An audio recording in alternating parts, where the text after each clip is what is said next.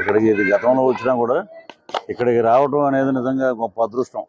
సంకల్పం లేనిదే మన శ్రీపాద వల్లభ స్వామిని దర్శించుకోలేం. అలాగే అష్టాదశ పీఠాల అమ్మవారిని, పురోహితుగా అమ్మవారిని దర్శించుకున్నాం. నిజంగా చాలా ఆనందంగా ఉంది. ఇంకా ఇంకా మిగతా విషయాలన్నీ మాట్లాడతాం. కానీ ఇది మటుకు మహారాష్ట్ర. నేను మొన్న ఇండోర్ వెళ్ళినప్పుడు హిందీ వెబ్ సిరీస్కి వెళ్తే శ్రీపాద వల్లభ స్వామి గురించి మహారాష్ట్ర వాళ్ళు చాలామంది ఇక్కడికి వస్తుంటారంట దత్త జయంతి అప్పుడు. నిజంగా చాలా ఆనందపడ్డమాట. అలాంటిది ఇది ఒక పెద్ద హబ్ లాగా అయ్యి ఒక బ్రహ్మాండమైన మనకి ఎలాగంటే ఒక ఉజ్జయిని, ఒక కాశీ, అలాగా మన ఆల్రెడీ మనకి అంత పేరుంది.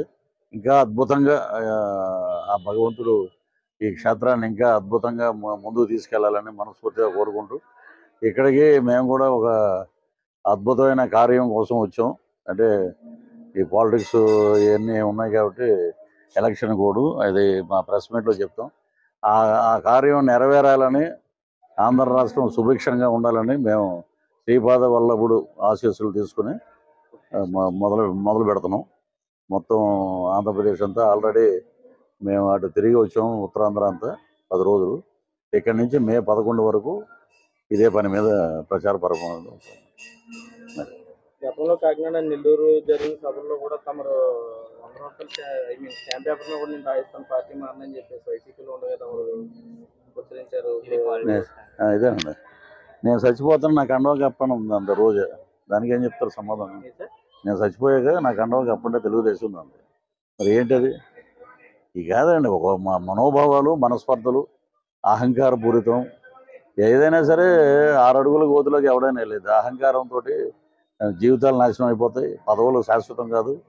మాకేంటంటే కష్టపడి పనిచేసాం.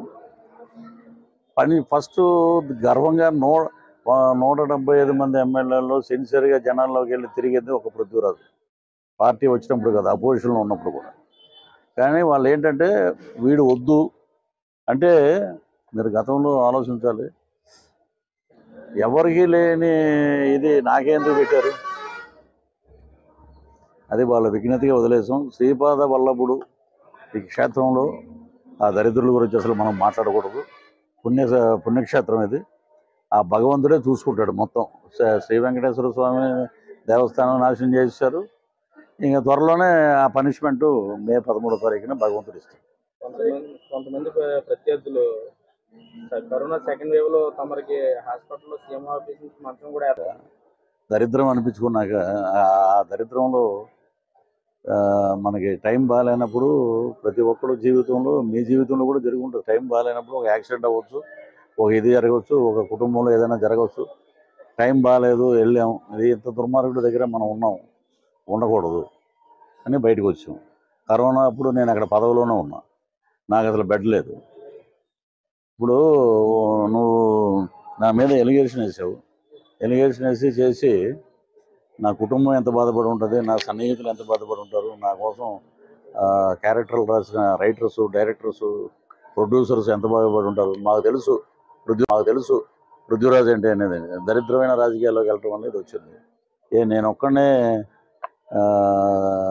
నా వాయిసే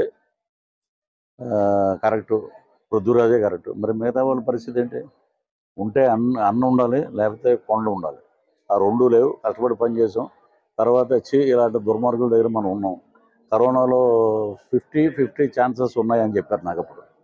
ఆ టైంలో మెగా ఫ్యామిలీ, మెగా కుటుంబం నుంచి నాగబాబు గారు నాకు ఫోన్ చేసి ఇమీడియట్గా నాకు బెడ్ ఇప్పించి దగ్గర బోల్డన్ని లక్షలు ఖర్చు పెట్టి పునర్జన్మనిచ్చారు వెంకటేశ్వర స్వామికి, అలాగే లక్ష్మీ నరసింహస్వామికి, మెగా ఫ్యామిలీకి. ఇప్పుడు వచ్చిన శ్రీపాద వల్లభ ఆ స్వామి ఆశీస్సులు ఉండబట్టే మళ్ళీ బతికాం. అది ఈ బ్రతుక్కి ఒక సార్థకం ఉంది. కాబట్టి ఎవరో కోసం మనం మైకి పట్టుకోవాల్సిన అవసరం లేదు. మన కుటుంబం కోసం మైకి పట్టుకుందాం, మనకి జన్మనిచ్చిన వాళ్ళ కోసం మైకి పట్టుకుందాం. అందుకే జనసైనికుడిగా నేను దీంట్లోకి వచ్చాను. ఇప్పుడు ఆ దరిద్రం గురించి ప్రెస్ మీట్లో మాట్లాడతాను. వాడు ఒక మనిషి అన్న చెప్పండి, వదిలేయండి. ప్రచారంలో ఎన్ని రోజులు పాల్గొనబోతున్నారు సార్? ప్రచారం ఆల్రెడీ మేము 10 రోజులు అయిపోయిందంటే ఇప్పుడు నిన్న 17 ర్యాలీ జరిగింది. నిన్న సాయంత్రం 6 గంటలకు వచ్చాము. ఆ ర్యాలీలో మన వర్మ గారు, అలాగే గొల్లపూడి ర్యాలీ వర్మ గారు, నాగబాబు గారు వారితో పాటు నేను మొత్తం ప్రచారం చేసి వచ్చాము. అద్భుతమైన స్పందన. ప్రజలు ఒకటే అనుకుంటున్నారు, ఎందుకంటే వీళ్ళు ఎన్ని రకాలుగా మాట్లాడడం. నాకు ఒకటే చెప్తానండి, ఇప్పుడు ఇక్కడ పనిచేసే ఎవరైనా సరే, మీరు కానీ నేను కానీ, నాకు నెల అయితే నేను చేసిన శాలరీ నాకు టెన్షన్గా వస్తుందని ఒక నమ్మకం మీరు. నేను మంచి పనులు చేస్తే నాకు మళ్ళీ ఓటేస్తారని, అలాగా మరి రాజశేఖర రెడ్డి గారు వితౌట్ మేనిఫెస్టో అప్పుడు తిరిగి మళ్ళీ రెండోసారి అయ్యాడు ఆయన. వీళ్ళు ఏంటంటే 175 వచ్చేస్తాన్నాడు, నువ్వు అంత స్తబ్దతగా ఉండాలి. నువ్వేమో ప్రతి ఒక్కడి మీద ఎదురుపడి ఈ పవన్ కళ్యాణ్ గారు అసెంబ్లీ రాకూడదు, ఏం వస్తే మీకు ఏం చేసి మీ బాగోతాలు బయటపడతాయి. మీరేంటంటే జగన్మోహన్ రెడ్డి లాంటి వాళ్ళు స్ట్రీట్కి ఒకడు ఉంటాడు, పవన్ కళ్యాణ్ లాంటి వాడు స్టేట్కి ఒకడు ఉంటాడు. అది